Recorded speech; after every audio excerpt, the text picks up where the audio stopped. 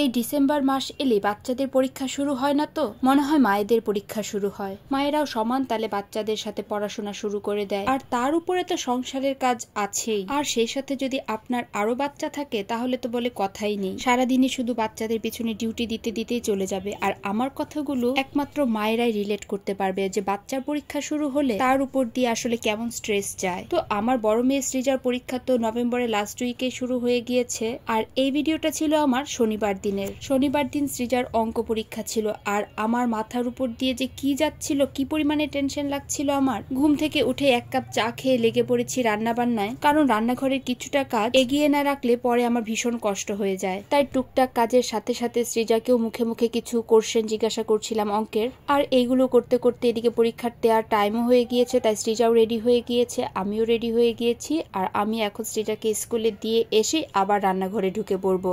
আজকে সৃজারও একটু টেনশন কাজ করছিল, যেহেতু অঙ্ক পরীক্ষা, তাই তার চোখে মুখে একদম কোনো হাসি টাসি নেই। তবে আজকে বাইরের ওয়েদারটা অনেক ভালো ছিল।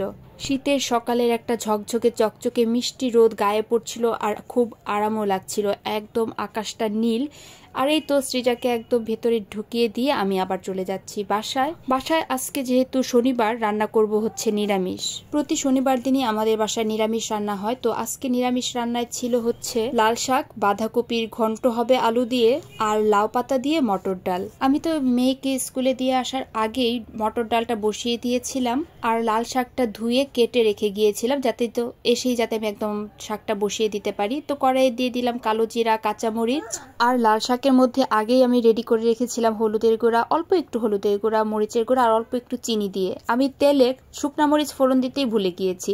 তবে যাই হোক, খেতে তো আর খারাপ হয়নি। এদিকে লাল শাকটা হতে থাক, আর দেখলাম যে ডালটাও সেদ্ধ হয়ে গিয়েছে, তাই ডালের ভেতরে আমি এখানে লাউ পাতাগুলো দিয়ে দিচ্ছি। এই লাউ পাতাগুলো আগের দিনই একদম কাটা ছিল, মা আর আমি মিলে কেটেছি। আর এই লাউ পাতার মধ্যে দিয়ে দিলাম অল্প একটু চিনি, হলুদের গুঁড়া আর মরিচের গুঁড়া। আর ডালে তো আমি লবণ দিয়েছি, তারপরেও পরিমাণ মতো শাকের মধ্যেও একটু লবণ দিয়ে দিলাম, যাতে লাউ পাতার শাকটা ভালো করে সেদ্ধ হয়ে যায়। আর যে কোনো শাক হতে খুব একটা বেশি সময় লাগে না, তাই রান্নাও খুব তাড়াতাড়ি হয়ে যায়। আর এদিকে কিন্তু আমার লাল শাকটাও হয়ে গিয়েছে, আমি এখানে লবণ টবণ দেখে একটু নামিয়েও নিয়েছি। এবার বাঁধাকপিটা কেটে, আলু কেটে, তারপরে আমি বাঁধাকপির ঘন্ট রান্না করলেই আমার রান্না মোটামুটি শেষ। আচ্ছা, আমি বাঁধাকপি কাটতে থাকি, আর আপনারা আমাকে বলুন তো আমার ভিডিওটা কারা কোন জায়গা থেকে দেখছেন, আর ময়মনসিংহ থেকে কারা দেখছেন তারা কিন্তু অবশ্যই আমাকে কমেন্ট বক্সে জানাবেন। এই তো কথা বলতে বলতে আমার বাঁধাকপি কাটা হয়ে গিয়েছে। এবার আমি আলুগুলো কেটে একটু সিদ্ধ করে নিয়েছি, আর ওই সেম জলেই আমি বাঁধাকপিটাও একটু গরম জলে সিদ্ধ করে জলটা ফেলে দিব। আলু বা বাঁধাকপি যে কোনো কিছুই একটু সিদ্ধ করার সময় লবণ দিয়ে দিলে জিনিসটা কিন্তু খুবই সফট হয়, আর তাড়াতাড়িও সিদ্ধ হয়ে যায়। এই তো আমার তো বাঁধাকপি এদিক দিয়ে সিদ্ধ হয়ে গিয়েছে, জলটাও আমি ঝরিয়ে ফেলেছি। এদিকে মটর ডালের শাকটাও সিদ্ধ হয়ে গিয়েছে। এবার আমি ডালটা সম্ভার দিয়ে ফেলবো।